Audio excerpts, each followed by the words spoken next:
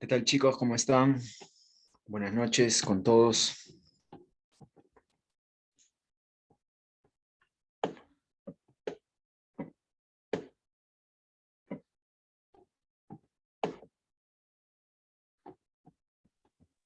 Hola, ¿qué tal? Buenas noches. Agradezco mucho que hoy día estén presentes, chicos. Es viernes, yo sé que el viernes, fin de semana, ya quieren salir, ¿no? Distraerse un poco, pero el estar presentes habla muy bien de ustedes, que quieren aprender más, que quieren indagar más cosas sobre este bonito campo del entrenamiento, todo lo que engloba. Hoy día vamos a tocar un tema muy interesante relacionado a funcional, relacionado a cómo armar circuitos para poder generar el aumento de la masa muscular, qué es el aumento de la masa muscular, por qué se da, qué cambios ha habido en los últimos años, cómo se ha ido actualizando, cómo se van llevando ciertos criterios para poder alcanzar ello. Vamos a ver muchos puntos interesantes relacionados a todo esto. Cualquier pregunta que tengan, pueden comentar, pueden decirlo, también pueden ponerlo en los comentarios. Vamos a ser dinámicos por el tiempo para que demoremos lo adecuado, pero igual, no quiero que quede dudas, siempre es bueno estar consultando algunas cosas que queden en el aire. Bueno, vamos a empezar de una vez. Como ya saben, mi nombre es Israel Alpaca Marroquín, soy profesor de educación física, magíster en lo que es entrenamiento de la fuerza. He tenido el honor también de llevar certificaciones acá en Body Action. Hace 7 años lo llevé con Adrián Chabelo, eh, otras certificaciones con peso corporal, etc., que también fueron el inicio y la base para seguir aprendiendo. Creo que eso me ayudó a ampliar mis horizontes en el tema del conocimiento, en el tema de indagar más en el aspecto deportivo, y ya posterior ya pude generar una especialización en estos temas. Quiero que vean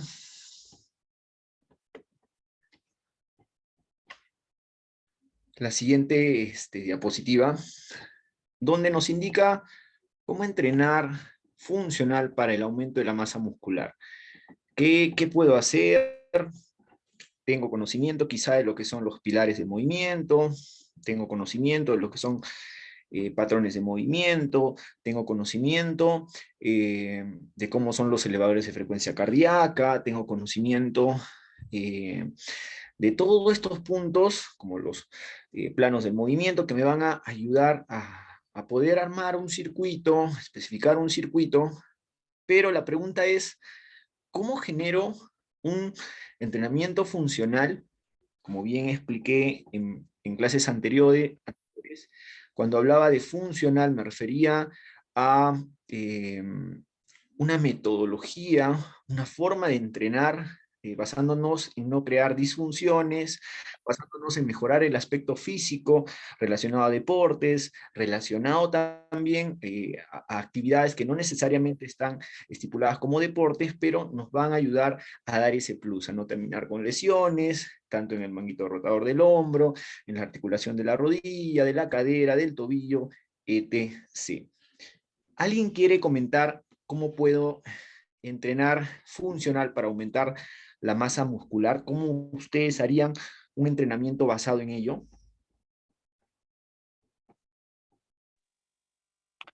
Podría ser con progresiones en los ejercicios. Por ejemplo, vemos en la pantalla, un gusto por tu comentario, que vemos una imagen de un ejercicio, un alcance contralateral, un brazo, una pierna, y si aplicamos en este caso, por ejemplo, el mismo ejercicio con peso, ¿qué estipularía a que esta persona consiga el aumento de la masa muscular? ¿Qué deberíamos tomar a consideración?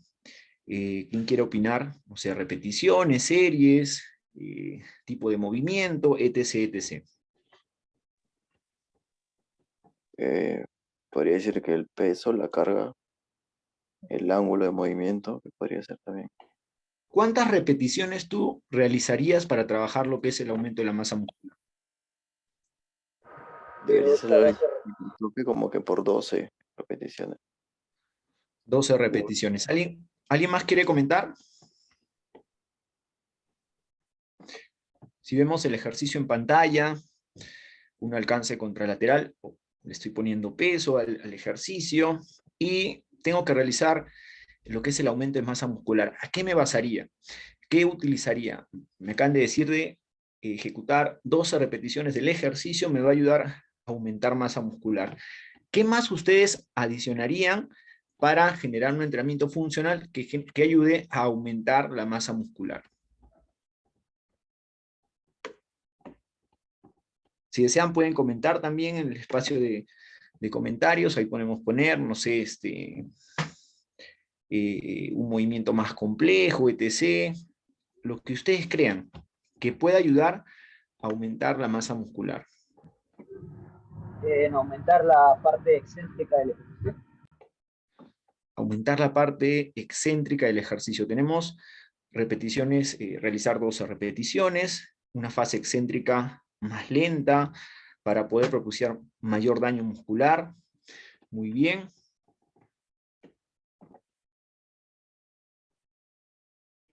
Como bien les explicaba, es importante entender que ustedes pueden tener un criterio, yo puedo tener otro criterio, pero siempre debemos basarnos en estas personas que han dado origen a poder investigar más sobre el entrenamiento deportivo y cómo podemos especificar ciertas cosas que quizá para muchos sean muy simples, para otros muy complejas, que nos van a ayudar a que nuestro entrenamiento genere un aumento de masa muscular relacionado a lo funcional.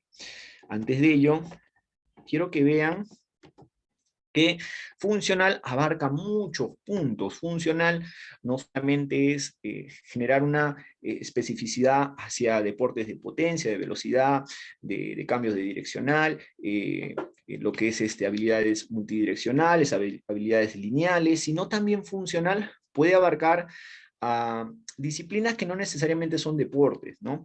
Y puede ayudar a mejorar la performance en estas actividades. Como bien le expliqué la otra vez, es importante entender que funcional es muy amplio.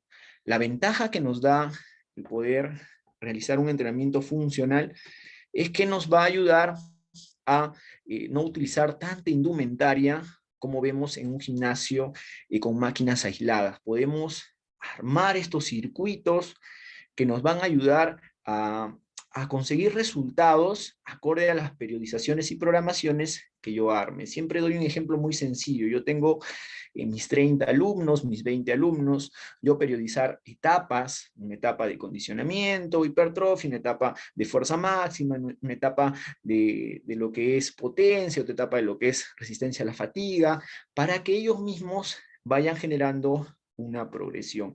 No necesariamente porque no sea un atleta, tengo que ya no ejecutar una periodización, más bien yo periodizando varío los entrenamientos, genero una progresión en el aumento de la masa muscular y a la vez hago que esta persona tenga un progreso físico como de las cualidades que deseo desarrollar. Vemos en pantalla un circuito, ¿no? Vemos las estaciones, acá señaladas. Muchos quizá el tema de los circuitos lo relacionan con ejercicio cardiovascular, con aplicar un Tabata, con aplicar un EMOM, un AMRAP, watts que se aplican en el CrossFit para delimitar una capacidad básica física, ¿no? Una resistencia, coordinación, etc., ¿no? Pero también un circuito nos puede servir para aumentar la masa muscular. Para ello tenemos que tener ciertos lineamientos que debemos de tomarlos como bases de sustento que nos permitan armar bien todos los circuitos.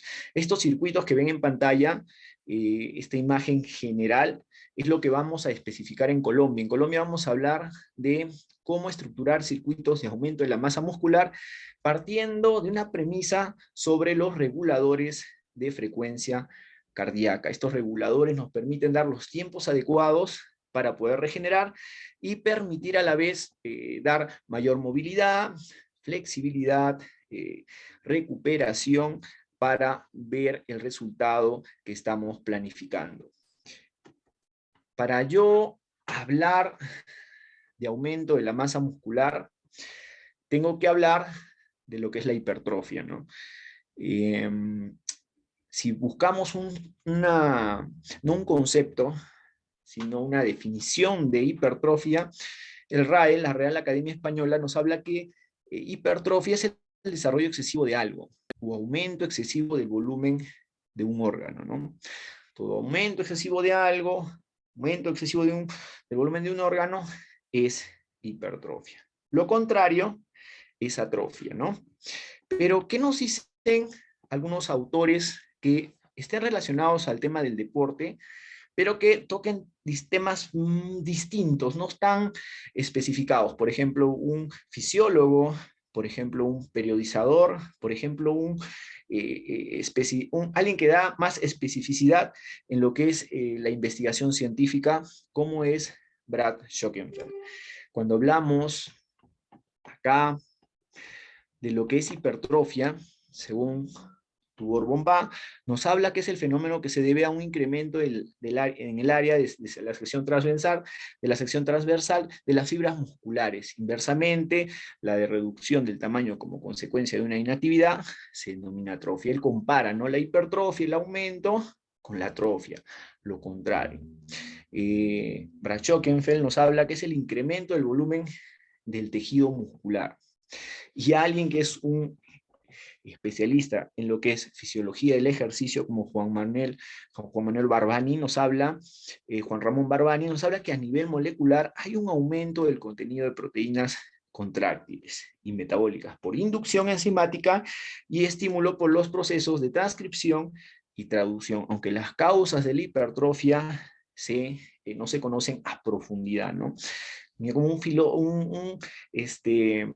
fisiólogo del ejercicio nos habla de lo que son los procesos de transcripción, traducción, el ARN, el ADN, cómo esto ayuda al aumento de la masa muscular acorde a la genética, acorde al entrenamiento que yo realice, y cómo puede propiciar este aumento, pero también dejando ciertos puntos que a veces no llegamos a comprender al 100%, ¿no? Siempre todo avanza, todo sigue un periodo de especificidad, pero siempre quedan también algunos puntos que a medida que pasen los años se van a seguir estudiando, ¿no?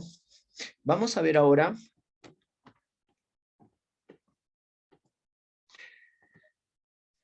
a criterio de Tibor Bombá, si hablamos de aumento de la masa muscular, y esto es lo más bonito del deporte, chicos, es lo más lindo, es que yo puedo tener la visión de Gray Cook, la visión de Juan Carlos Santana, relacionado al funcional, cómo se aplica al deporte, cómo mejoro los gestos deportivos, cómo mejoro la calidad de movimiento, pero también ellos mismos, cuando ustedes vayan a entender la relación que ellos generan de sus conocimientos con los conocimientos dados por la ciencia también, esta ciencia que estudia mediante métodos cuantitativos, métodos cualitativos, el poder especificar resultados que da el entrenamiento, como bien lo vamos a ver más adelante con Brad Schoenfeld, que nos habla mucho de estos estudios, que nos hacen entender cómo poder estructurar un entrenamiento al aumento de la masa muscular. Tibor Bombá nos dice que la hipertrofia se puede dar de dos formas. El aumento en la masa muscular se puede dar con una hipertrofia transitoria o una hipertrofia crónica. Una hipertrofia transitoria es cuando yo a un alumno lo hago realizar, por ejemplo, un ejercicio de tracción. Y lo hago realizar con movimientos rápidos, ¿no? Este alumno va a empezar a vascularizar, a cargar el músculo de sangre, y se va a producir una hipertrofia transitoria. Una hipertrofia crónica es aquella que se puede dar por un tiempo prolongado. Como vemos en pantalla, la persona está usando la soga para hacer un movimiento, oleaje, y después de realizar el movimiento con una velocidad alta, al momento de generar más estrés metabólico, esta persona va a terminar vascularizada, ¿no? Una hipertrofia momentánea. La idea del entrenamiento, y esto quiero que quede bien en claro, es que una persona aumente su masa muscular y con el tiempo pierda su grasa corporal. Creo que es el objetivo de los atletas también relacionado a su deporte, de las personas para tener una mejor calidad de vida, siempre enfocarnos en un desarrollo armonioso del entrenamiento para generar estas progresiones que podamos mantenerla a lo largo del tiempo. Recordemos que con los años vamos perdiendo masa muscular, entonces es importante tener una buena base para después no tener algún tipo de desventaja, ¿no? Vamos a observar ahora yo diría un gran aporte al ámbito del ejercicio, más que nada al ámbito del aumento de la masa muscular, ya que su libro se basa en específico lo que es la ciencia de la hipertrofia de Brad Schoenfeld. Él, mediante varios estudios, varios lineamientos, nos pudo dar estas pautas para poder estructurar un circuito. Como bien les acabo de hablar, la forma más ideal de poder yo a mis alumnos vender un programa de entrenamiento, yo a mis alumnos en el lugar donde los entrene, el poder estructurar un plan de entrenamiento, es ejecutando estos circuitos que me va a ayudar a tener todo delimitado, porque no uso máquinas, sino uso indumentaria que yo mismo puedo acoplar a dichos circuitos y con eso generar más eficiencia en tiempo. El tiempo es muy importante para poder ver los resultados. Brad Schoenfeld nos hablaba de una hipertrofia paralela y una hipertrofia serial. ¿Alguien de ustedes más o menos entiende qué es hipertrofia paralela, qué es hipertrofia serial? ¿Alguien quiere comentar?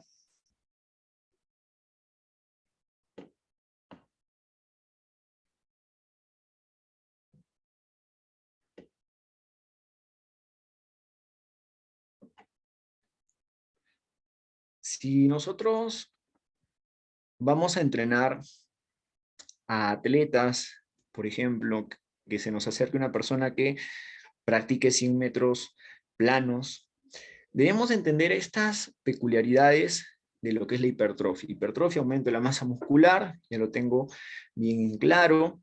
Ahora quiero entender bien, para yo poder estructurar algo, qué tiene que ver una hipertrofia paralela, una hipertrofia serial, una hipertrofia sarcoplasmática, que imagino si lo han escuchado.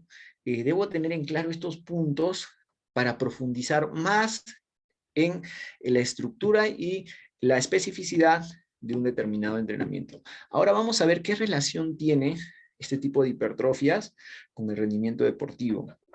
Como ustedes ven, a mano izquierda se puede observar un hueso, el tendón, un músculo, del músculo parte un fosículo, del fosículo una fibra muscular, y de la fibra muscular un miofilamento.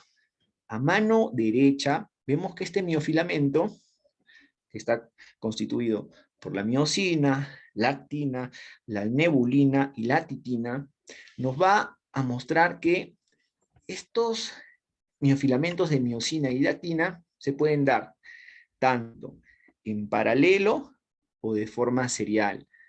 Serial es donde estoy señalando en forma de fila y en forma de columna en paralelo. ¿Qué desventajas, qué beneficios va a traer que generemos una hipertrofia paralela y serial? Cuando una persona entrena, cuando una persona hace ejercicio, siempre se va a dar una hipertrofia paralela. Siempre vamos a ver ese progreso de una hipertrofia paralela, pero la hipertrofia serial ayuda a mejorar las acciones explosivas. Las acciones rápidas y los movimientos excéntricos propician un mayor desarrollo de una hipertrofia serial. Cuando una persona va al gimnasio, y esta persona no ha entrenado tiempo.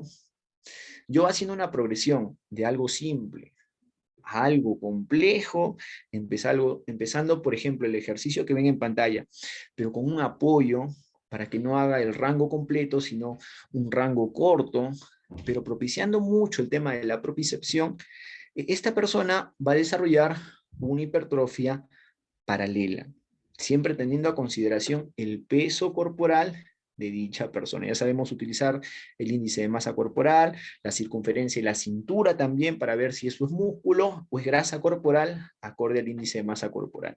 Pero nosotros, al enseñar, siempre se va a propiciar una hipertrofia paralela.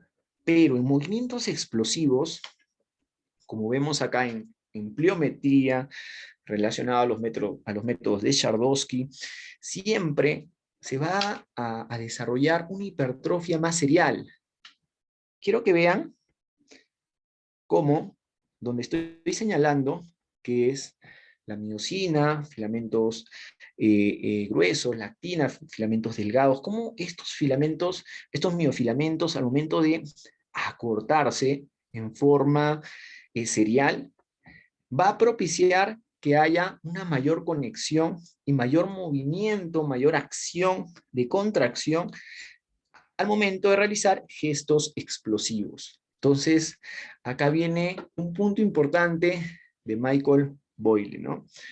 Entrena despacio, juega despacio. Si yo tengo un deportista que necesita movimientos explosivos, lo más lógico para no crear un entrenamiento cruzado es enfocarnos en movimientos explosivos, movimientos rápidos, que permitan que esta persona genere una hipertrofia a nivel del sarcómero, porque estoy hablando del sarcómero de la célula muscular, una hipertrofia serial, más que una hipertrofia paralela, porque el cuerpo se acondiciona, se adapta a los estímulos que yo le voy a dar.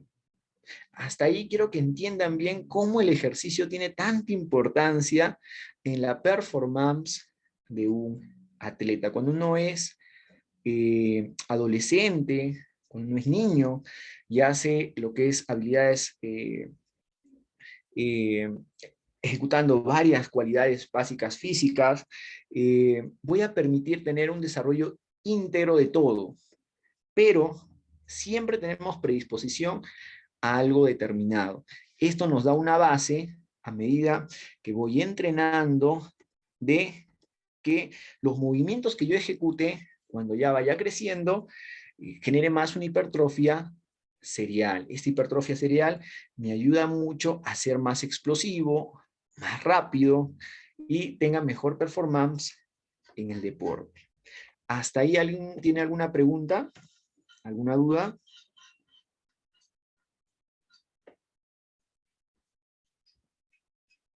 Qué interesante es el tema del ejercicio. Vamos entendiendo muchos criterios, puntos de vista, que van teniendo relación al momento de aplicar un entrenamiento, ¿no? Quizá antes teníamos la percepción que los movimientos explosivos no generaban ningún tipo de cambio a nivel sarcomérico, pero ahora ya sabemos que la hipertrofia serial y la hipertrofia paralela, un alto nivel de movimientos explosivos va relacionado a una hipertrofia serial. La paralela siempre se da a medida que yo no he entrenado, en los primeros meses, años de entrenamiento, siempre la hipertrofia paralela se da, pero a medida que yo haga movimientos rápidos, explosivos, la serial se va a ir activando más, al igual que cuando haga ejercicios con fases excéntricas lentas. La fase excéntrica genera mayor daño muscular y ayuda a lo que es una hipertrofia serial.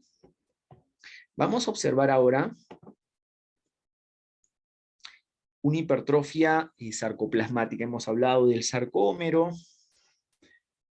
hemos visto el tema del hueso, ¿no? El tendón, el músculo, el fascículo, la fibra muscular y el miofilamento, ¿no? Vemos que alrededor de los miofilamentos, están los túbulos T, vemos acá las mitocondrias, los nucleolos, las células satélite por todo esto puesto alrededor, y vemos que también se concentra lo que es el sarcoplasma, ¿no? Citoplasma, sarcoplasma, donde voy a almacenar lo denominado como glucógeno. Y acá tiene mucha trascendencia el tema de poder ejecutar un entrenamiento que ayude a aumentar la masa muscular. Esto es muy importante. Si yo no entiendo qué es una hipertrofia sarcoplasmática y aprendo a relacionar la hipertrofia sarcoplasmática con la paralela y serial, no genero una progresión en mis alumnos cuando me refiero al aumento de la masa muscular. Cuando hablo de una hipertrofia sarcoplasmática, mucho se relaciona al entrenamiento tipo culturismo, ¿no? Realizar, como bien al inicio de la exposición dijeron, repeticiones de 12, en este caso de 8 a 12 repeticiones, que ayuda a poder tener un mayor estrés metabólico. Cuando hablo de estrés metabólico me refiero a los metabolitos, el hidrógeno, el fosfato inorgánico, el lactato, que el cuerpo va a producir a medida que haya una tensión que produzca lo que se denomina también el ciclo de Cori, ¿no? Elevar el lactato en sangre, y esto hace una serie de activaciones corporales, tanto a nivel endocrino, tanto a nivel muscular, con la activación de ciertas unidades motoras que permite generar una hipertrofia más relacionada con una fuente energética. El trabajo culturismo depende mucho de la vía de la glucólisis rápida. Y este es un punto importante, porque cuando nosotros hablamos de entrenamiento, podemos a un alumno hacerlo realizar 5 repeticiones, 10 repeticiones, 15 repeticiones, 20 repeticiones, pero sí hay una diferencia significativa cuando hablamos de un equilibrio entre lo que son series pegadas a la fuerza, que es la tensión mecánica, y un equilibrio con lo que es el estrés metabólico. Repeticiones muy elevadas, donde produzco mayor acumulación de lactato, pero no produzco mucho daño muscular. Siempre el equilibrio, que se debe mucho al entrenamiento tipo culturismo, nos da estos principios para generar una hipertrofia sarcoplasmática. La gran pregunta: si yo tengo a 2 personas, una que practica ejercicios de potencia, como puede ser el powerlifting, como vemos en pantalla es halterofilia, lo que está haciendo el levantamiento olímpico, pero también en el powerlifting, que son el press de banca, el peso muerto y la sentadilla, ejercicios pegados al 1RM, la fuente energética que va a predominar es el ATP y las fosfocreatinas, primeras fuentes energéticas, ¿no? Pero en el culturismo, repeticiones de 8 a 12, generamos ese equilibrio que va a haber entre tensión mecánica y el estrés metabólico. Un nivel medio que me ayuda a generar una fuente energética denominado glucólisis rápida, anaeróbico láctico. Esto permite retener mayor glucógeno corporal en el músculo y llevar a una hipertrofia sarcoplasmática. La gran pregunta, ¿no? Si yo tengo un atleta que hace 100 metros planos y ese atleta necesita masa muscular para la competencia, pero necesita fibras de tipo 2B, de mayor explosividad y todo ello, ¿será bueno hacer una hipertrofia sarcoplasmática? ¿Ayudará?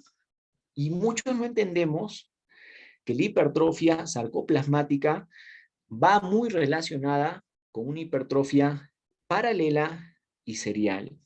Y este punto es muy, muy importante, porque si yo armo una periodización, como ven en pantalla, de una persona que haga culturismo, quiere aumentar masa muscular, pérdida de grasa corporal, como lo especifica Bourbon-Pas, o que haga una periodización de un entrenamiento funcional que aplique el funcional relacionado a un deporte explosivo, de velocidad, de movimiento, La hipertrofia sarcoplasmática siempre va a conllevar una hipertrofia serial y una hipertrofia paralela. Estas se van a desarrollar de manera conjunta, no van a ir separadas. Entonces, cuando nosotros armamos y estructuramos un plan de entrenamiento, la hipertrofia sarcoplasmática nos va a ayudar a que genere una hipertrofia serial o una hipertrofia paralela. Lo que sí debemos especificar son los movimientos, generar un foco externo más que un foco interno. Esa armonía que debe haber en el movimiento. No tanto enfocarnos en la acción concéntrica o excéntrica que se aplica más que nada en el entrenamiento tipo culturismo. Acá, en el entrenamiento deportivo, siempre relacionar el movimiento que yo aplico, la movilidad que yo aplico al deporte que ese atleta vaya a especificar. Quedando en claro que es importante trabajar una hipertrofia sarcoplasmática, porque va a relacionar también la sarcomérica y la paralela y la serial, que son sarcoméricas, me va a permitir el trabajar este rango de repeticiones que la persona desarrolle lo que es el sarcómero, pero también lo que es el sarcoplasma, nuestra retención de glucógeno, que alarga cuando yo aplique periodos de fuerza, circuitos enfocados a la fuerza, me dé esa base de sustento que me ayude a dar esa progresión. Si la persona de frente va a entrenar una etapa de fuerza, sin generar un condicionamiento, una etapa de hipertrofia, pues se va a lesionar. La masa muscular, el tema de los ligamentos y tendones, el tema del desarrollo de una hipertrofia paralela y serial, no se va a dar de una forma tan concisa que me permita que esta persona siga teniendo una progresión. Se va a estancar y lo peor de todo, que va a llevar a que tenga una lesión. Por eso es importante siempre empezar con periodos de condicionamiento, periodos de hipertrofia, dependiendo del deporte, dependiendo de la especificidad que quiera cada persona.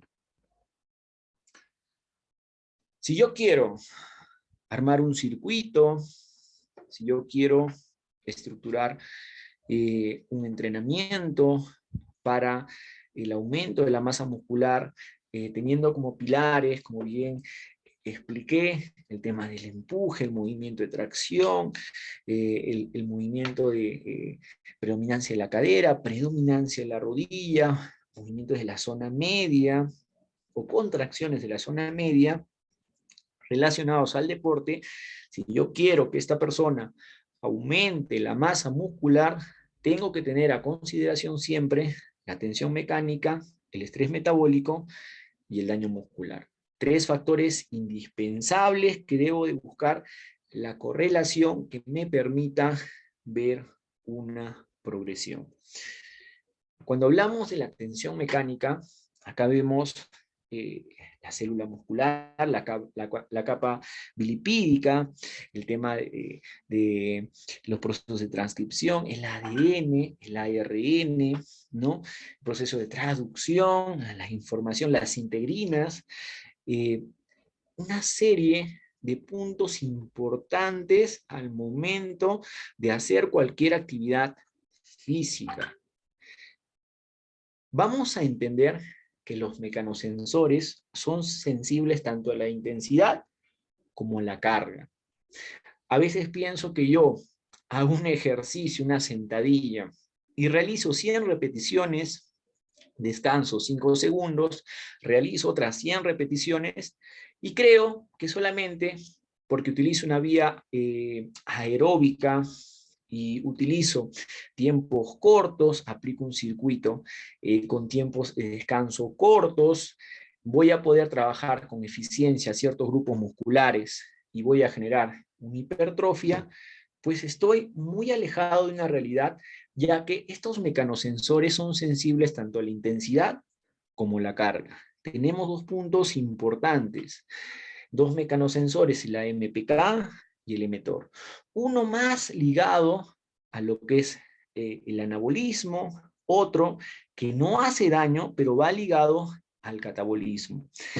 En un circuito en los cuales yo no aplique los descansos adecuados acorde a las vías energéticas que yo utilice, pues no voy a poder dar el resultado que dicha fuente energética que yo aplique en dicho circuito me va a permitir tener una ganancia. Yo puedo utilizar 4 ejercicios seguidos, pero si los descansos de ejercicio a ejercicio no tienen ese tiempo delimitante que especifique un trabajo anaeróbico láctico, pues no voy a ver los resultados que yo planifique. Yo no voy a poder ver que una persona aumente la masa muscular si no tengo estos tiempos bajo tensión. Muchos de ustedes, como al inicio, hablaban el tema de las repeticiones, ¿no? Realizar 12 repeticiones, como hemos visto también 8 repeticiones, pero la pregunta es, estas repeticiones en tiempo, ¿cuánto va a delimitar? Yo puedo realizar 12 repeticiones, pero hacerlo súper rápido, demorar solo 10 segundos, o hacer 12 repeticiones y demorar 1 minuto 15. ¿Cuál es la diferencia? ¿Cuál es el punto de declive que me permita a mí ver un aumento de la masa muscular? En este punto me voy a detener porque quiero escuchar sus comentarios, sus puntos de vista, para que podamos así aprender un poquito más. Ustedes piensan que si una persona realiza 12 repeticiones a una velocidad de ejecución lenta, pongamos 5 segundos fase concéntrica, fase excéntrica 6 segundos, y realizamos esas mismas 12 repeticiones, haciendo una velocidad de contracción de 1 segundo y 1 segundo fase excéntrica, ¿dará los mismos resultados? ¿Ustedes creen que se activará de la misma forma los grupos musculares? ¿Qué piensan? ¿Qué creen? ¿Cuál será la forma más adecuada de poder trabajarlo? ¿Quién quiere opinar? ¿O quién quiere escribir en los comentarios? Disculpe, profe. ¿yo puedo? Obviamente que no, porque la tensión es mayor al nosotros demorarnos un poco más. Y creo que el músculo trabaja de mayor forma y habría mejores ganancias, en mi opinión. Listo. ¿Alguien más quisiera saber? Según tu criterio, hacerlo lento daría más resultado porque se mantiene más la tensión. Al haber una fase concéntrica y excéntrica con mayor tensión, hay mayor trabajo y por ende se trabaja mejor que hacer movimientos explosivos, ¿verdad? ¿Alguien más quiere opinar?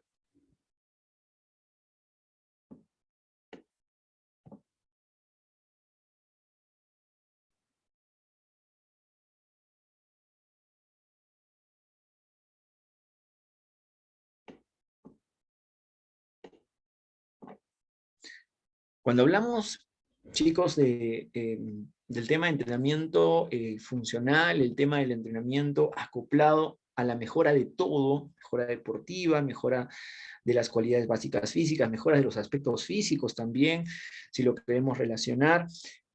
Lo bueno del entrenamiento funcional, que como ven en pantalla, es que puedo aplicar ejercicios sin necesidad de enseñarle a un alumno ejercicio por ejercicio.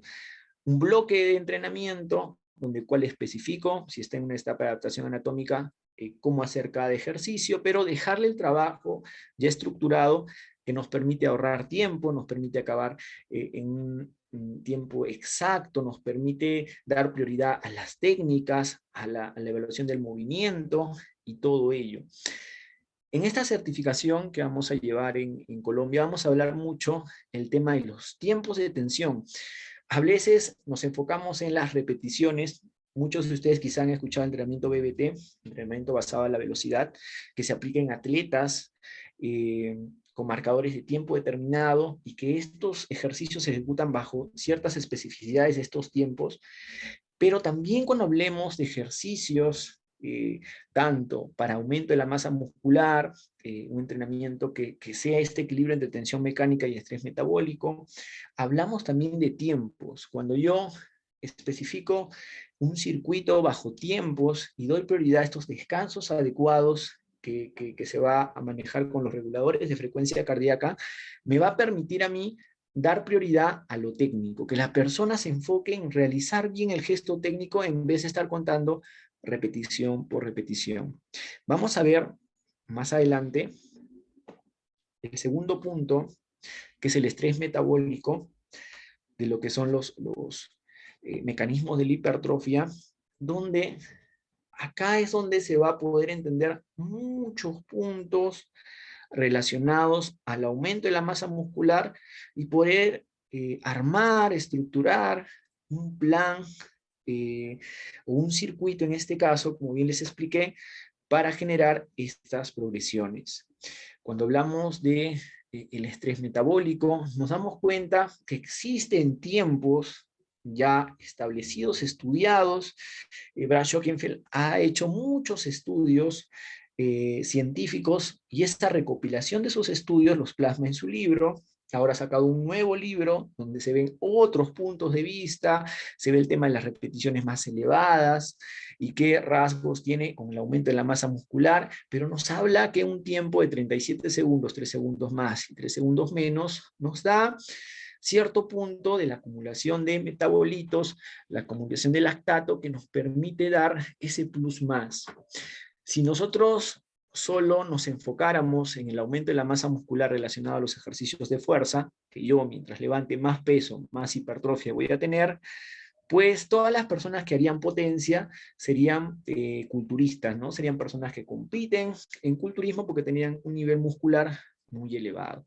Pero lo interesante es que el estrés metabólico también adiciona ese punto para poder elevar el tema endocrino, el tema de la acción muscular.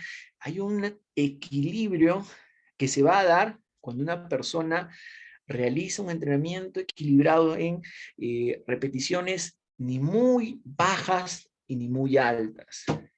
Si yo realizo una fase concéntrica, por ejemplo, de 1 segundo y una fase excéntrica de 3 segundos, pues más o menos voy a oscilar en 10 repeticiones en este rango, ¿no? Si hago 12 repeticiones, más o menos 36, por ahí 35 segundos, que me va a permitir mantener este rango de tensión, de equilibrio entre tensión mecánica y estrés metabólico. Ahora, cuando una persona hace un deporte en específico, yo no me puedo enfocar en que los gestos técnicos sean con un foco interno, ¿no? Que se enfoque en la fase excéntrica, en movimientos lentos.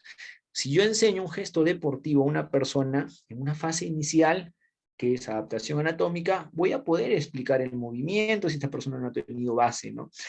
Pero siempre de ahí relacionándolo a los movimientos acoplados al deporte en sí, la velocidad acoplada al deporte en sí. Entonces, en un entrenamiento que yo quiera propiciar hipertrofia, puedo aplicar movimientos explosivos, movimientos rápidos, sprints de velocidad, con descansos adecuados para propiciar hipertrofia. La hipertrofia, quiero que quede bien en claro, no va relacionado solamente a un entrenamiento aislado. Ejercicios y movimientos globales nos pueden permitir hipertrofia si yo me enfoco en los tiempos adecuados para generar dicho trabajo, en los descansos para especificar una fuente energética. Juan Ramón Barbani, en su libro Fisiología del Entrenamiento y del Ejercicio, nos habla en este gráfico de, en un corredor de 100 metros, cómo enfoca un tiempo en lo que es una fuente anaeróbica aláctica, una fuente anaeróbica láctica, como vemos acá, y de ahí una fuente aeróbica. ¿Cómo yo puedo delimitar un trabajo más anaeróbico láctico y de allí o entrenar un trabajo más aeróbico? La pregunta es, ¿pero las fuentes energéticas pueden causar tanta trascendencia en un entrenamiento? ¿Pueden dar ese cambio tan sustancial en un entrenamiento? Pues sí, sí nos puede ayudar a ver una performance porque la persona se adapta a dichas fuentes energéticas. El cuerpo es tan inteligente que se va a adaptar al entrenamiento que yo dé.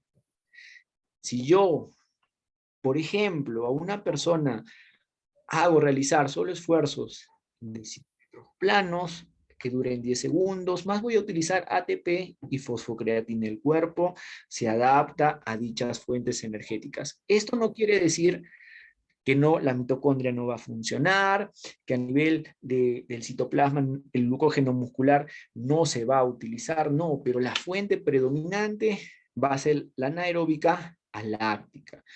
Yo me tengo que enfocar en una fuente energética anaeróbica láctica. La fuente anaeróbica láctica me va a permitir que esta persona genere una hipertrofia serial, paralela, pero también sarcoplasmática.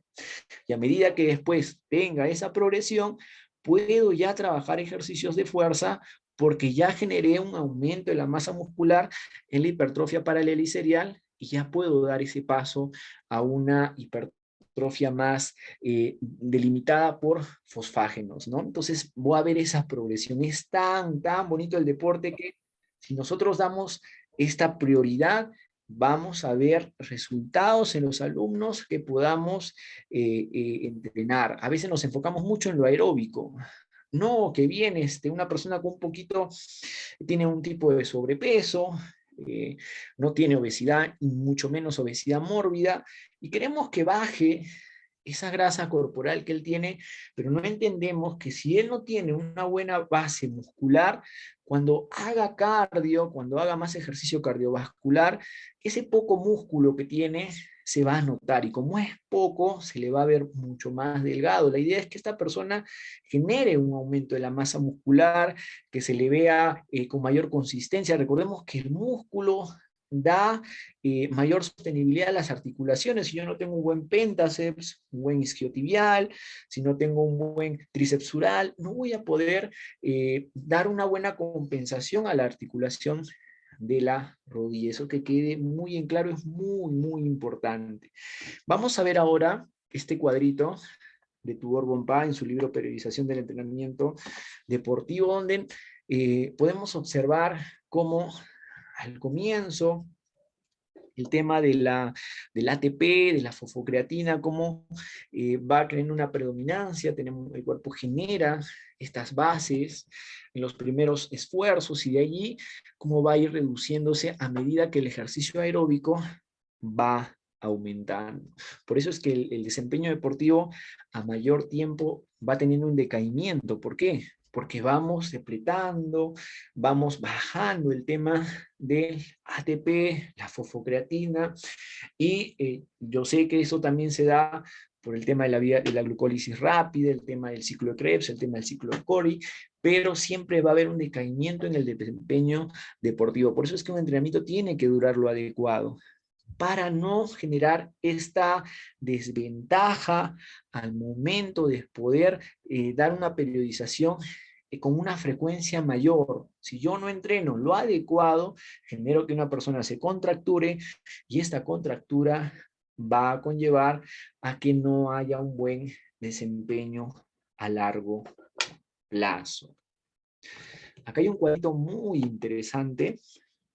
Acá podemos observar, por ejemplo, Tudor Bompá habla de los 60 segundos, primero ATP, los fosfágenos, 10 segundos, de ahí lo que es la glucólisis relacionada al glucógeno muscular, glucógeno hepático, glucógeno en sangre, de ahí el glucógeno, pero utilizado de forma aeróbica, el tema de los lípidos y el tema proteico, ¿no? Cómo viene la degradación del cuerpo acorde al esfuerzo físico que yo realice.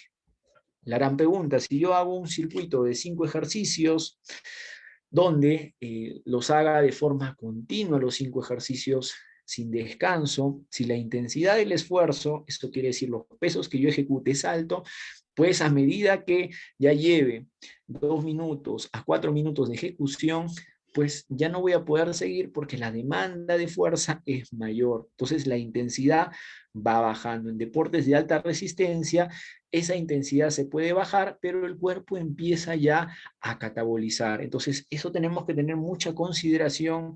El tema de los HIIT también son muy buenos para poder elevar el metabolismo basal. Termino mi entrenamiento y sigo transpirando, sigo teniendo activo este tema de usar más calorías. Entonces el entrenamiento HIIT es muy bueno, pero también relacionado con una buena base de hipertrofia y de fuerza. Michael Boyle, Juan Carlos Santana nos hablan que una persona cuando ya tenga una buena base de hipertrofia y de fuerza puede hacer una resistencia a la fatiga porque tiene buena base, buena masa muscular, buena sostenibilidad, y eso permite que dé un plus más a un entrenamiento que lleve a un resultado. No enfocarnos de frente en un HIIT cuando no hemos dado una buena base a un atleta o a un alumno que queramos entrenar. Quiero que observen este cuadro. Este cuadro nos habla mucho en una imagen tan sencilla. Podemos observar que tanto la vía aeróbica, la vía anaeróbica, el ATP, la fosfocreatina, el performance de un atleta, todo ocurre de forma sinérgica. A veces decimos fuente aeróbica, fuente anaeróbica, ¿no? Pero no entendemos que la célula sin oxígeno muere, la célula muscular, el cuerpo humano sin oxígeno muere, todo es aeróbico. Pero cuando hablamos de anaeróbico y aeróbico, hablamos de la predominancia que tiene un gesto hacia una fuente energética determinada, la predominancia, no que las otras vías no estén activas. Acá vemos cómo al inicio utiliza el ATP, de ahí el cuerpo al utilizar un fosfato, la fosfocreatina dona ese fosfato para de nuevo formar lo que es adenosintrifosfato. Entonces acá empieza de nuevo a subir la performance, a utilizar el ATP y la fosfocreatina de nuevo, formo de nuevo ATP, y a los 10 segundos es donde viene el punto de declive. En este punto es donde la vía anaeróbica llega a un punto estable. Pero cuando nosotros vemos la vía aeróbica, cómo va escalando, va llegando a un punto donde a medida que va teniendo un decaimiento la vía anaeróbica, la aeróbica genera una compensación. Todo ocurre en sinergia. Es un punto interesante al deporte, un punto interesante cuando entrenemos a un atleta, cuando entrenemos a una persona, porque todo va a conllevar a que esta persona tenga una buena progresión. Bajo este principio, es importante entender que también a una persona es bueno ciertos días, si esta persona quiere aumentar masa muscular, en su periodización agregar ejercicios de resistencia. Mejor vía aeróbica, esta curva va a darse con una mejor sostenibilidad porque va a ayudar a que la persona pueda oxigenarse mejor, pueda recuperarse mejor, generar eficiencia en una fuente energética aeróbica, pero siempre predominando la vía anaeróbica porque es la base de sustento del entrenamiento que una persona quiera conllevar en una etapa de adaptación anatómica. Entonces, todo es energía, todo transcurre de forma conjunta, y eso ayuda mucho a que nosotros entendamos que es importante trabajarlo también así en sinergia. Acá observamos algunos deportes y algunas especificidades de las fuentes energéticas, ¿no?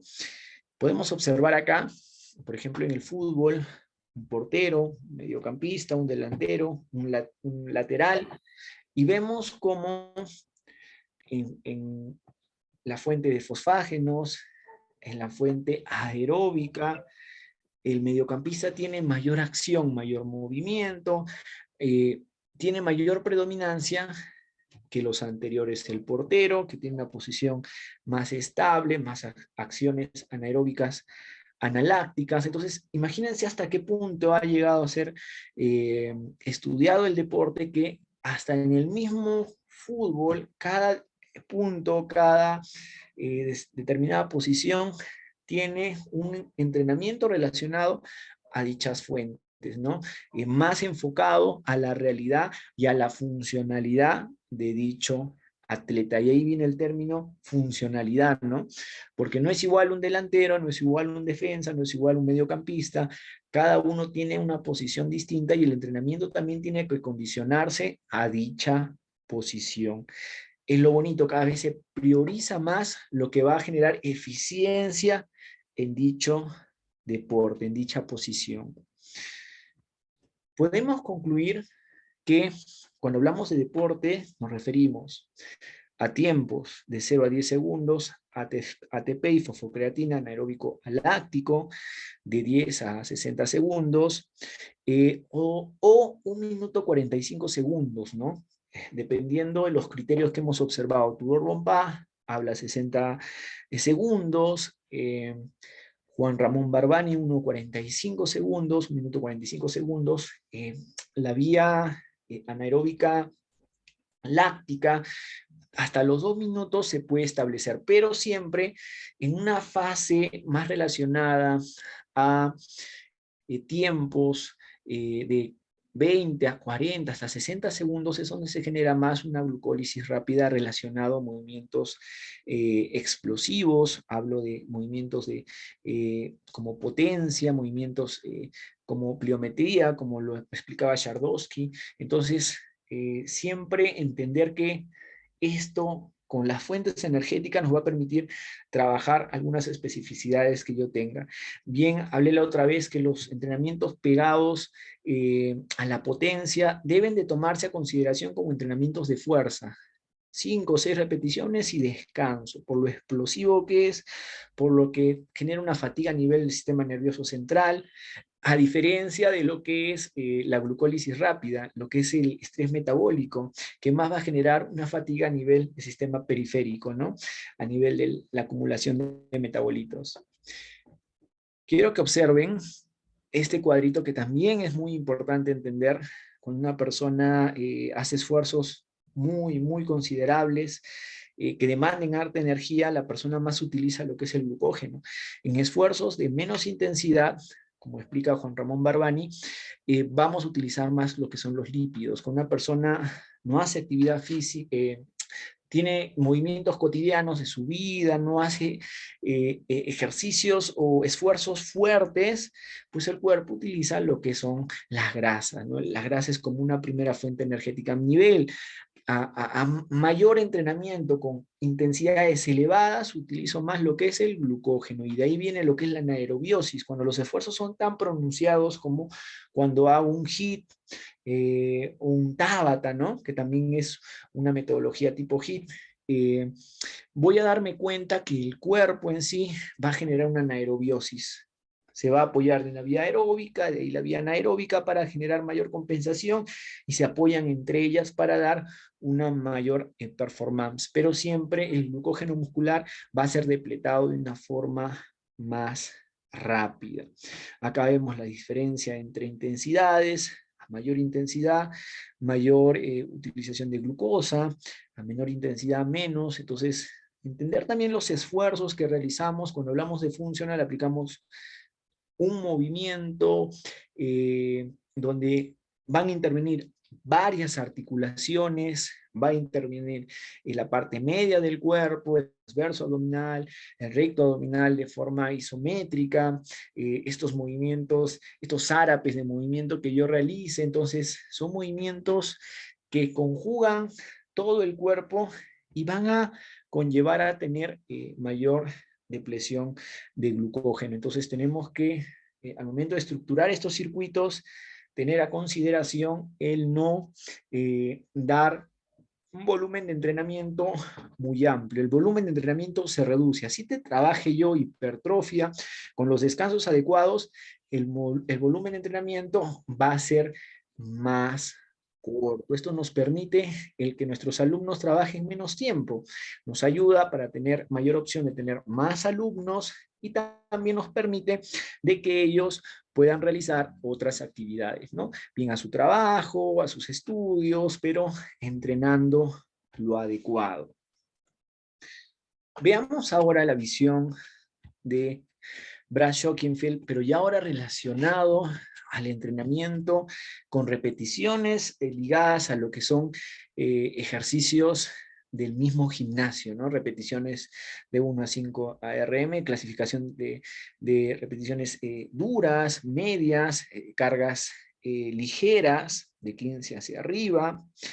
Y él nos habla justo de este punto que les mencionaba cuando hablábamos de deporte, ¿no? De 15 a 120 segundos hablamos de una vía anaeróbica láctica. Es la vía por la cual nosotros debemos de dar ese trabajo para poder propiciar una hipertrofia, tanto sarcoplasmática como sarcomérica. Si tengo un atleta, esta sarcomérica la voy a dar, pero más en serial con movimientos explosivos para relacionar ellos. Si no dominamos la técnica, enfocarnos en que especifique el gesto técnico hasta dominarlo y de ahí recién especificar lo que es un movimiento explosivo, siempre de menos a más.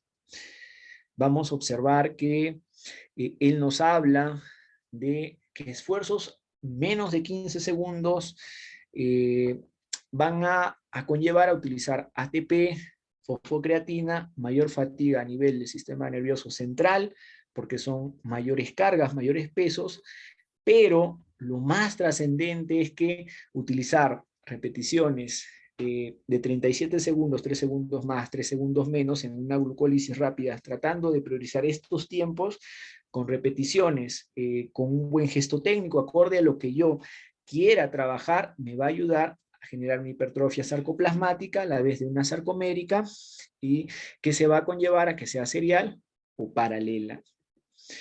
Vemos acá los tiempos que voy a utilizar, menos de 10 segundos, de 20 segundos a 37 segundos, 3 segundos más, 3 segundos menos. Acá viene la gran respuesta a la pregunta que al inicio les hacía, ¿no? ¿Qué tiempo, cómo debo trabajar hipertrofia? Siempre enfocarnos en una hipertrofia sarcoplasmática que ubica la hipertrofia del sarcoplasma a la vez de lo que se denomina el sarcómero. Siempre los dos van a ir relacionados. No es que cuando haga sarcoplasmática no voy a tener una hipertrofia sarcomérica, también va a haber. Entonces allí voy a ganar un punto más, un plus más, para después trabajar lo que es fuerza. Entonces, en estos puntos me voy a basar en tiempos, escuchemos bien, en tiempos que nos van a permitir trabajar ello. La pregunta que quizá algunos se hacen es, ¿y los descansos de qué van? Siempre el descanso debe ser amplio. A esfuerzos de un entrenamiento anaeróbico láctico, el descanso se debe dar 1 minuto 20, dependiendo cómo yo estructure y dependiendo el nivel de la persona a la que entrene. A esfuerzos pegados al 1 RM, eso quiere decir una etapa de anaeróbica analáctica, debo de utilizar descansos más amplios, 3 minutos, 5 minutos, para recuperar de nuevo el cuerpo, todo ese ATP, toda esa fosfocreatina, para volver a utilizarlo. Y en esfuerzos más largos, que ya son más aeróbicos, como la carga es menor, yo ya puedo especificar un entrenamiento a un fondista o quizá a un deportista que un día determinado especifique en mejorar su capacidad aeróbica. Pero estos puntos son importantes de entender porque nos van a permitir el poder estructurar bien un entrenamiento. ¿Hasta acá alguna pregunta, chicos?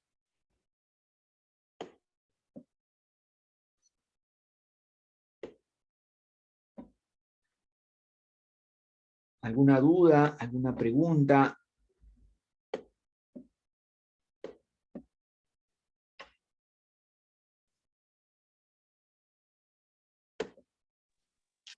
Profesor, una consulta.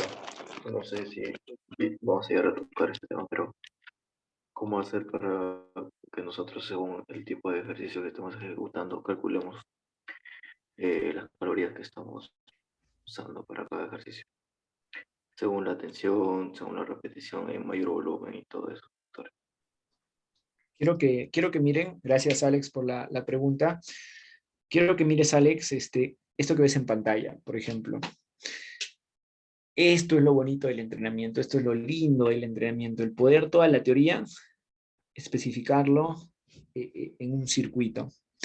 Por ejemplo, acorde a lo hablado, si yo quiero trabajar hipertrofia, ¿cuántos segundos de trabajo yo debería hacer, por ejemplo, en un movimiento de tracción?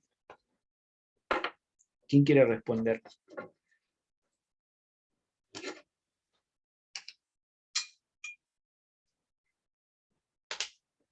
Acorde a lo que hemos visto, fuentes energéticas, ¿cuánto de trabajo en tiempo debo de especificar para trabajar, por ejemplo, un movimiento de tracción?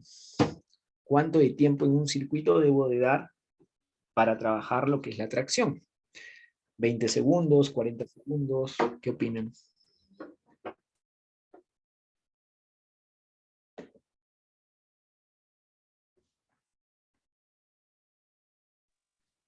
Podría ser 10 segundos para la tracción y 10 para el empuje, algo así.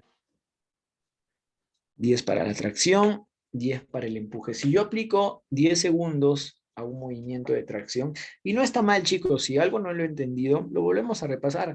La idea de estas transmisiones que hacemos, yo si fuera ustedes, preguntaría todo porque esta información otras personas no se la darían así de gratis, porque son varios libros, es mucha teoría, que a veces nos puede costar mucho quizá poder conjugar mucha información para especificar algo, ¿no? Entonces, yo que ustedes la aprovecharía al 100%, preguntaría todas las dudas que pueda tener, para después yo aplicarlo en mis entrenamientos, y cuando lo aplique, siga mejorando el tema de mi conocimiento y siga generando una performance adecuada en conocimiento acorde a lo que estamos viendo. Entonces, no está mal, si me equivoco no es que lo haga mal, sino que me va a permitir entender algunas cosas que quizá no las he comprendido, pero quiero que queden claro que la teoría ahora lo estamos pasando a la práctica. Cuando yo hago un ejercicio de tracción, por ejemplo, que realicemos tracción, en una persona en plano, está de pie, en plano vertical, y hace tracción con ligas, ¿ya? Una tracción con ligas. Esta persona, si ejecuta como lo acaba de decir, 10 segundos, pues lo que va a utilizar es el ATP y la fosfocreatina. Es un trabajo de tiempo corto. Esto quiere decir que si esta persona quiere trabajar con tiempos cortos, tiene que aumentar el peso, porque no lo va a sentir, ¿no es cierto? La liga va a ser algo más, se podría decir, suave, ¿no? Ahora, si a esa liga le aumento la tensión, una liga que genere un trabajo fuerte y realice un movimiento explosivo, que dure 10 segundos, que va a equiparar a como que yo haga una carrera de 100 metros, pues estoy trabajando un movimiento explosivo. Y recuerden que los movimientos rápidos activan lo que son las motoneuronas que inervan lo que son fibras de tipo 2A, fibras rápidas. Todo movimiento rápido, igual cuando hago un calentamiento específico con movimientos explosivos, es una activación intramuscular, porque activo todas estas motoneuronas de fuerza que me permiten dar mayor énfasis en dicho grupo muscular. En este caso, en el movimiento de tracción, si lo realizo rápido, va a llegar a activar más todos estos grupos musculares, a la vez que lo relaciono al deporte que practico. Ahora, 10 segundos sería para trabajar potencia, por ejemplo, pero no sería para trabajar lo que es hipertrofia sarcoplasmática, que va a involucrar también, de alguna forma, una sarcomérica que va a conllevar a una serial o una paralela, ¿no? Entonces, acá, si yo aplico en la tracción 40 segundos, ya estoy especificando un entrenamiento de una hipertrofia sarcoplasmática, y si el movimiento es rápido, voy a propiciar una sarcoplasmática serial, pero ya esta persona va a empezar a generar ese daño muscular con un descanso adecuado. Este regulador de frecuencia cardíaca es lo que se le está acoplando a los circuitos para que permita trabajar la hipertrofia muscular, que va a ayudar a regular la frecuencia cardíaca, a mejorar la movilidad, a mejorar la respiración para ir al siguiente ejercicio.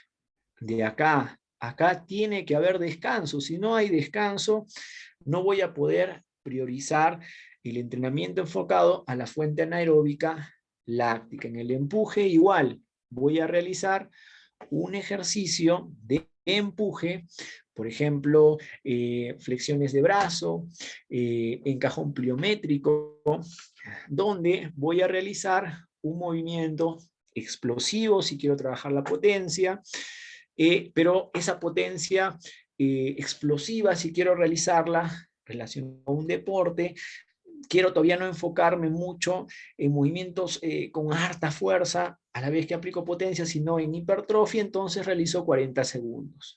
Manejo un rango de hipertrofia y de ahí un regulador de frecuencia cardíaca que me ayude a dar ese descanso adecuado para después trabajar otro movimiento. En este caso, una predominancia de cadera. Entonces nos damos cuenta que la persona va a ir trabajando el tiempo que va a delimitar una fuente energética que va a conllevar con el descanso a poder dar ese entrenamiento especificado a lo que quiero trabajar.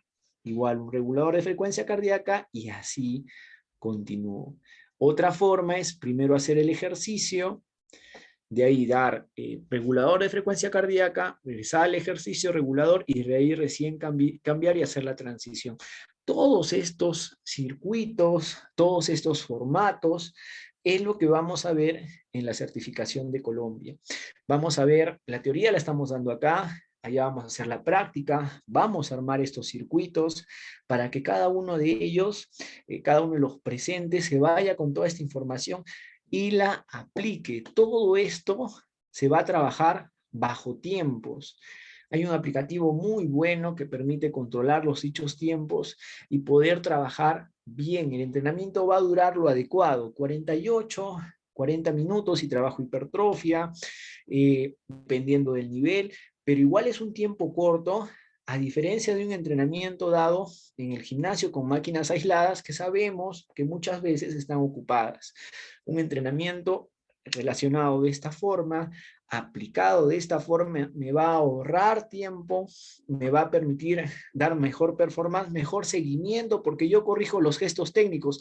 No hay nada mejor que un alumno no se concentre tanto en las repeticiones que realiza, sino en los movimientos que esta persona realice. Entonces va a estar teniendo esta conexión adecuada al movimiento que aplica y va a permitir que trabaje lo que yo deseo trabajar. ¿Hasta acá alguna duda?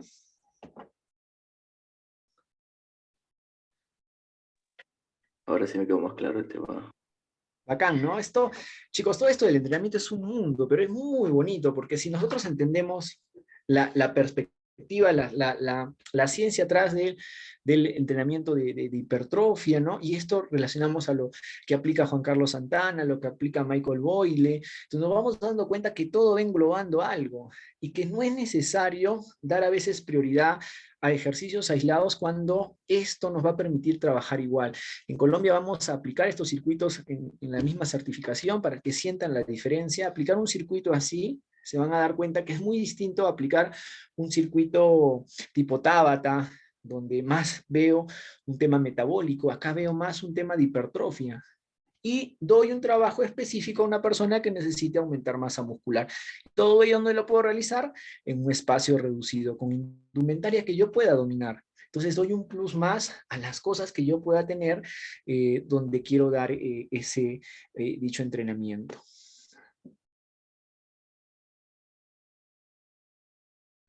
Acá habían comentado, pienso que al hacerlo de manera lenta aumenta el tiempo bajo tensión y eso hace que se recolecten mayor número de fibras. Es cierto, y así se llega a una mejor hipertrofia. Siempre cuando hay mayor tensión, este culturista José Viñas nos hablaba de tiempos bajo tensión mecánica de 1 minuto 15. Y en verdad, a medida que mantengamos mayor tensión mecánica, y hay este foco interno, generamos mayor trabajo de un grupo muscular, sí se trabaja mejor. Y recordemos que va de 20 segundos a 1 minuto 15, que es el tiempo de lo que se denomina como vías anaeróbicas lácticas, ¿no? Pero Bradshaw Kenfield nos hablaba 40-60 segundos. Yo preferiría trabajar de 40-60 segundos porque si hace una buena técnica, no tan lenta, igual va a haber el mismo performance y el mismo resultado. Si hablamos de aumento de masa muscular, pero si nos enfocamos en un atleta que necesita tener un foco externo más ligado al movimiento, entonces ya no veamos tanto que la excéntrica la haga lenta, sino que sea dinámico el movimiento, porque él necesita un movimiento más global, ¿no? Que todo el cuerpo lo relacione a dicho gesto técnico. Entonces, acá yo puedo especificar muchos puntos.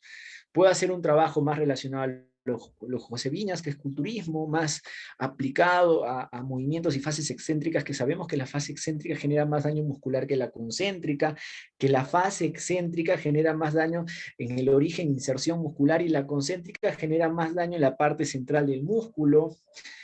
Puntos muy interesantes que también los vamos a tocar allá en la certificación: la ejecución de los ejercicios, cómo especificar la ejecución de los ejercicios, también entender que repeticiones muy lentas, si yo hago una fase excéntrica que dure 8 segundos y una fase excéntrica que dure 5 segundos, a partir de 10 segundos hacia adelante, según los estudios científicos, ya no se ve el mismo resultado que normalmente aplicaríamos con 6 segundos de ejecución, sumando la concéntrica, la excéntrica, y al final la concéntrica y a la final la excéntrica. Entonces, eso también hay que tomarlo a consideración, ¿no? Él nos explica estos puntos, entonces, acorde a eso, vamos estructurando todo lo que ustedes están viendo en pantalla. Quiero que vean también, antes de entrar a lo que es el daño muscular, es muy bonito todo esto de los circuitos, es cómo va a ir evolucionando el tema del funcional, cómo va a ir cambiando la visión de un entrenamiento. Ya más adelante les hablaré sobre el tema. Yo creo que ya tienen más o menos conocimiento del BBT, entrenamiento de velocidad, velocidad basada, entrenamiento del BBT, la velocidad aplicada en un gesto técnico acorde a un tiempo determinado, pero este tema del BBT, que fue creado por Juan Manuel Ballido, que nos habla mucho de estos puntos, también tiene ciertas partes que se tienen que especificar más y que acorde a estos tipos de circuitos que podemos aplicar y que se van a ir perfeccionando, porque todavía faltan algunas cosas que vamos a ir viendo más todavía en Colombia. Vamos a ir viendo otras cosas que van a dar un plus más a este tipo de trabajo. Pero recordemos siempre, chicos, que esto es la base que va a conllevar a una periodización. La periodización es lo que maneja todo ello. Si yo no tengo una periodización, un plan estructurado, lo demás no se va a poder dar de una forma correcta. Vamos a ver ahora el daño muscular. Antes de cambiar, chicos, ¿alguna duda, pregunta?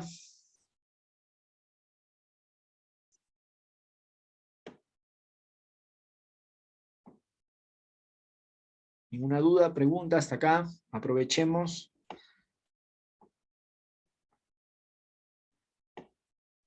En Perú también. Sí, dime.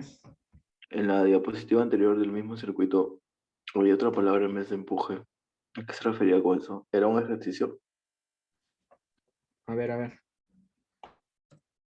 ¿Acá? Exo, sí.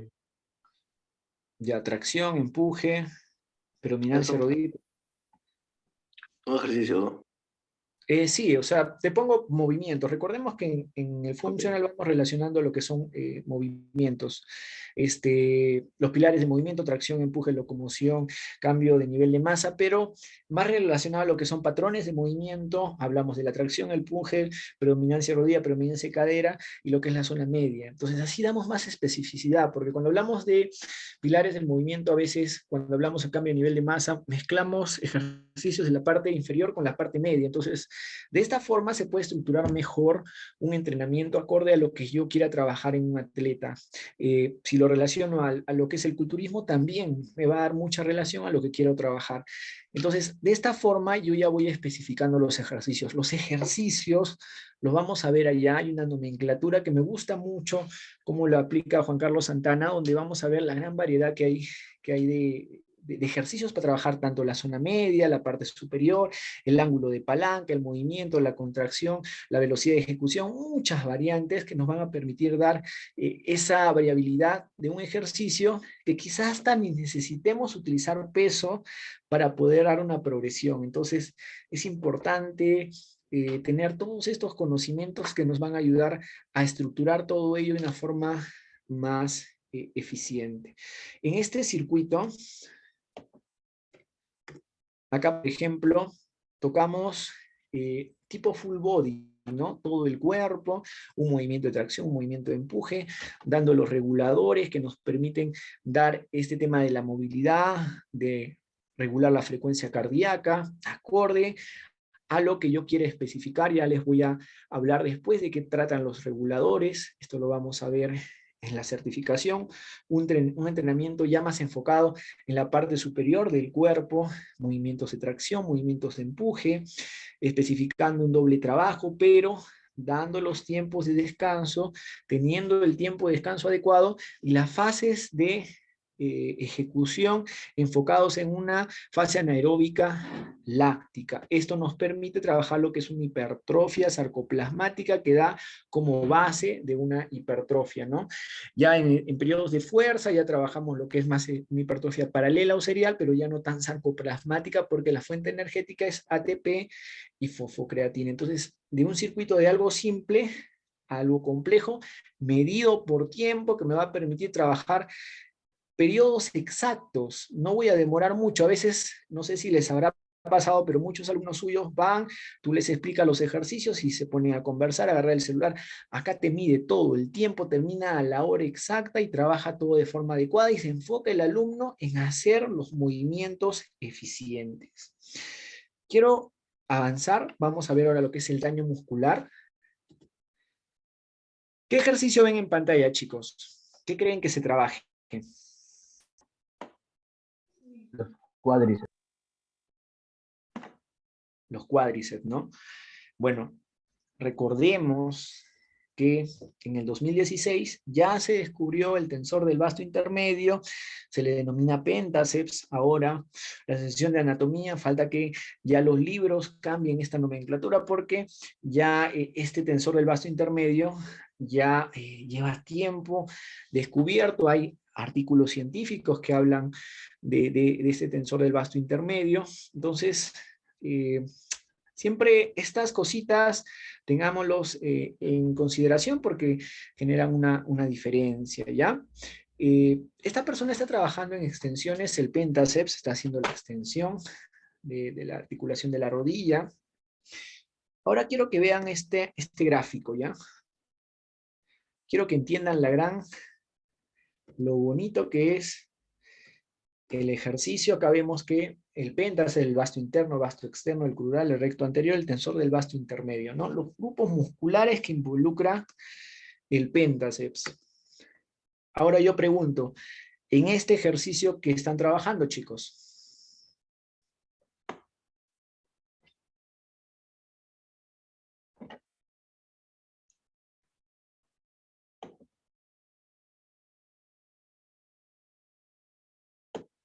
vamos, ¿quién quiere opinar, chicos?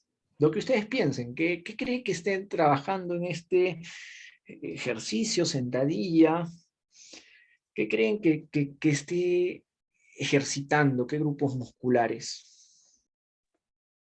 Cuádriceps, glúteos, femorales. Los isquios y la zona media también. La zona media, isquios. Les pregunto, a ver, sí, muy bien. Si no, si no también podemos escribirlo también. Ya, miren, glúteos, cuádriceps, isquiotibiales, tren inferior, core. Ahora yo pregunto, acá mira, hay algo muy bonito que nos habla Gray Cook. Cuando la persona realiza la sentadilla, como vemos en pantalla, cuando hace el descenso, la fase excéntrica, ¿ustedes creen que en este movimiento los isquiotibiales se acortan o se alargan? ¿Quién quiere responder? Si quiere lo puede poner por comentarios, igual lo estoy leyendo. Al momento de descender, los isquiotibiales, ¿creen que se acorten o se alarguen?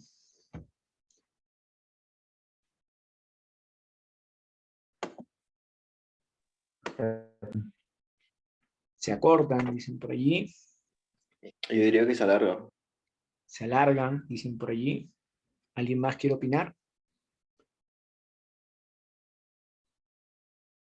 Veamos esta parte de acá, ¿no?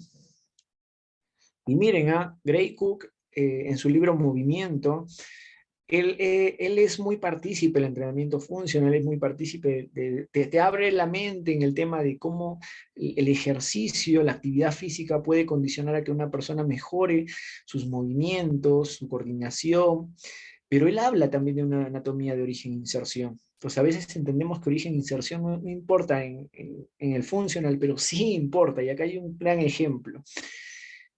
Como vemos, muchos pensamos que el isquiotibial, su origen se va a dar en el fémur, pero el isquiotibial no se origina en el fémur, se origina en la cadera, en la parte de acá.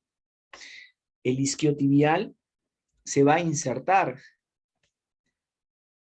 en la parte posterior de la tibia. Y la porción, hablamos del semitendinoso, semimembranoso y el bíceps femoral. La porción corta del bíceps femoral todavía va hasta el peroné.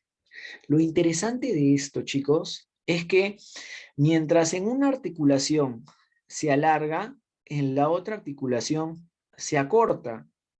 Esto se llama la paradoja de Dowland. La paradoja de Dowland nos dice que en un grupo muscular que tiene un origen y una inserción que involucra dos articulaciones y en un movimiento, en una se alarga y en la otra se acorta, este grupo muscular como que se mantiene en una misma longitud, porque acá se está alargando y acá se está cortando. Y la pregunta es, entonces, ¿cómo lo estoy entrenando? ¿Cómo lo estoy trabajando? Ahora, si vemos en la cara anterior, igual pasa con el recto anterior y el psoas ciliaco. El recto anterior es un vasto de los pentaceps que se va a originar en la parte superior en la cadera y se va a insertar en el tendón rotuliano. Lo interesante es que mientras acá se alarga, acá también se acorta. Entonces, estos grupos musculares, los isquiotibiales y el recto anterior, generan lo que se denomina la paradoja de Dowland. ¿Y qué permite que estos grupos musculares relacionen bien al movimiento? ¿Cómo crean esta sinergia? Y allí es cuando hablamos de la propicepción.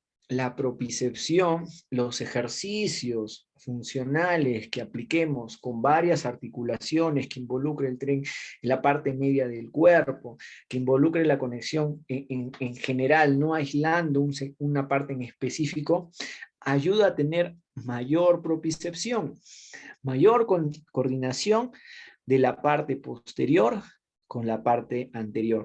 Así se aplique la paradoja de Dowland, siempre esta coordinación que va a haber va a ayudar a que hagamos mejor un gesto técnico y que trabajemos ciertos grupos musculares, aunque en un lado se acorten y en otro lado se alarguen. Entonces es importante entender que cuando nosotros trabajamos ejercicios relacionados al función, relacionados a la mejora de las funciones corporales sin crear disfunciones, donde acoplamos todo el cuerpo, ayudamos mucho a dar prioridad a la propicepción. La propicepción es un pilar muy importante, no solo para los atletas, hasta para los culturistas, si quieren predelimitar un entrenamiento que relacione esto, pero sin generar a largo plazo ciertas disfunciones. Lo malo, muchas veces, es que los ejercicios aislados, si bien es cierto, al aislar un grupo muscular tenemos mayor hipertrofia en ese grupo muscular, pero descuidamos ciertas partes, como la parte media, como la parte de la coordinación de estos grupos musculares, que nos permiten una mayor performance en los gestos técnicos que uno realice. Este ejercicio que ven en pantalla, que es realizar la sentadilla pistol, empezando por un rango corto y un rango más amplio, nos ayuda mucho a mejorar la propiocepción de una persona.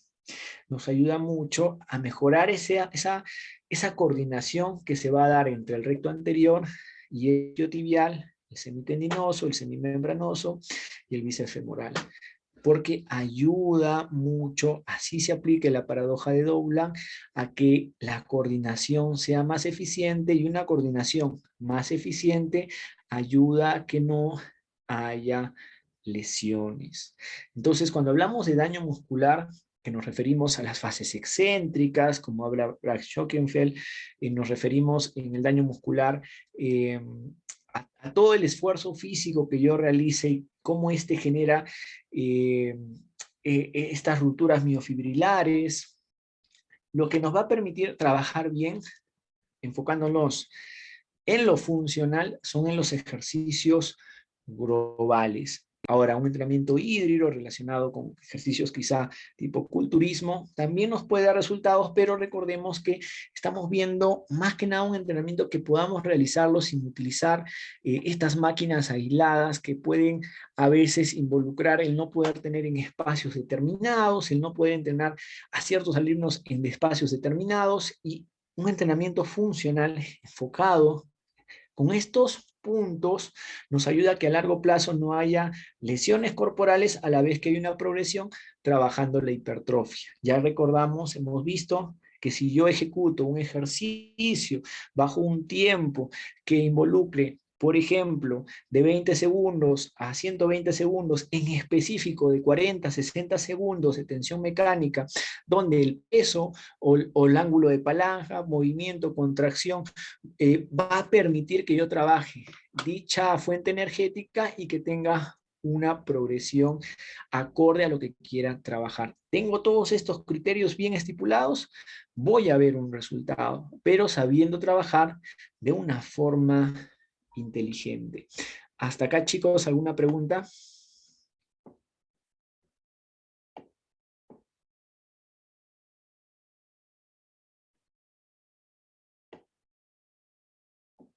En Perú también va a haber una certificación acá de funcional, la va a dar José Seminario.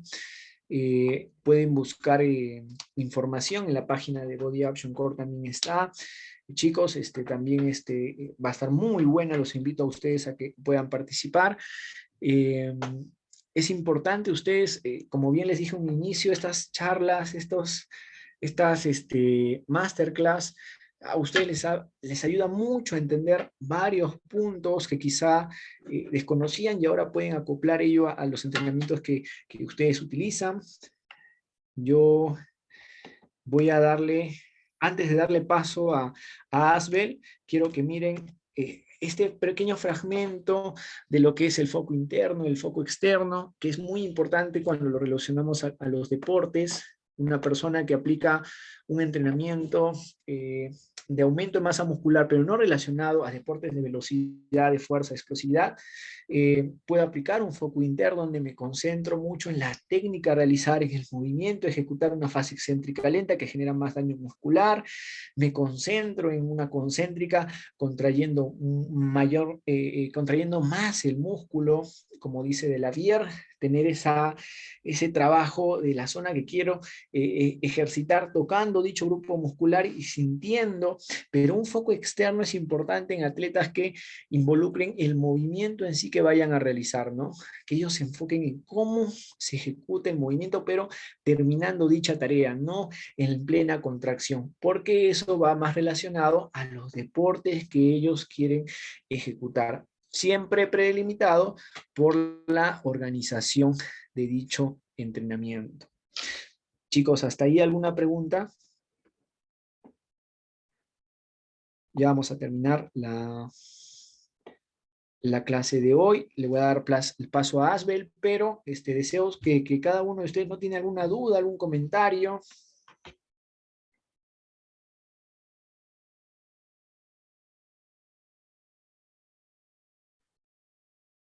¿Qué les ha parecido la clase? ¿Les ha parecido interesante? Yo, Sí, profesor, muy buena la clase. Y cómo el entrenamiento funcional, aumento de la masa muscular, ¿no? Según diferentes criterios y parámetros. No tanto por repeticiones, sino por el tiempo también de ejecución, ¿no? Gracias, gracias. Me da gusto que les haya servido todo esto. Asbel, ¿estás presente, Asbel? Sí, Vamos a... profesor, ¿se me escucha? Sí, sí, Asbel. Te doy pase. Ya. Con ustedes, chicos, Asbel. Dale, Asbel. Estimados participantes, les recuerdo que en noviembre estaremos iniciando nuestras certificaciones de entrenamiento funcional en Perú y Colombia. Ojo, no esperen a última hora inscribirse porque son vacantes limitadas. Además, tenemos promociones de preventa para los que se inscriben con anticipación. Recuerden que los precios varían. Ya estamos a menos de un mes para los días de certificación en Perú y poco más de un mes para los días de certificaciones en Colombia. Los interesados pueden escribir en su Facebook, Instagram o los números del chat que dejaré ahora mismo. Y gracias a todos por participar. Espero que sigan entrando y buenas noches con todos. Listo, chicos.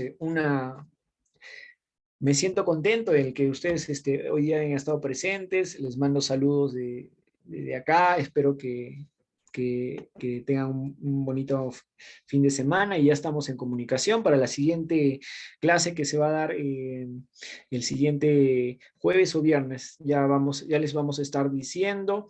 Y nada más, chicos, un gusto. Nos vamos viendo. Cuídense. gracias, profesor, por compartir lo que Gracias, sabe con profe. nosotros. Hasta luego, chicos. Cuídense. Chao, chao.